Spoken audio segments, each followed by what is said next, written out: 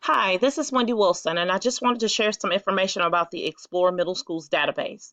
So let's go ahead and go to this site by clicking on this link here, which will direct you to your homepage. So once you get to the homepage, you have the search box here.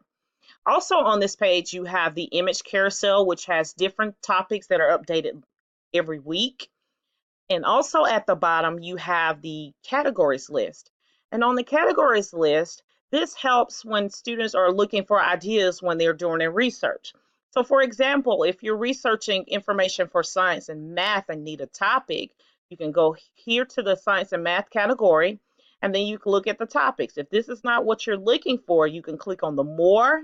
And once you click on more, it takes you to a results list, and it has more topics listed in alphabetical order that you can use. So now let's go ahead and complete a basic search. Let's put in the DNA because I teach science. So once I click on search, it'll take me to the results list. Now on the results list, I can go to the left side of the page and I can refine my results. I can click on the box where if I want a peer-reviewed article, I can change the publication date, the source types, and the Lexile range, which is the reading range for individuals. Now I can go back to the top middle of the site and I can look at the topic overview. And this is a very good tool because it provides background information about the topic that you're researching. So now let's go ahead and click on one of the results, which is, let's click on number 2. So when we click on number 2, you'll see a lot of good things that you can utilize on this page.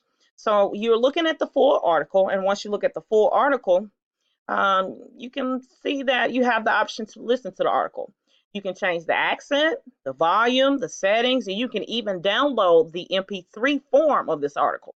Now, if you wanted to save this article for later, you can go to the top and sign in, and you can add this article to your folder. Another thing you can do for the article, you can print it and you can email it as well. Now, another tool that I think teachers would utilize is the Google Drive because you can save this article to your Google Drive and share it with your students. And another tool that I think teachers will use and students as well is your Create a Note. So if you click on Create a Note, it'll lead you to the top where you have the option to click on New Note. Once you click on New Note and add information you want to, you can save it, but you need to be signed in to save that information.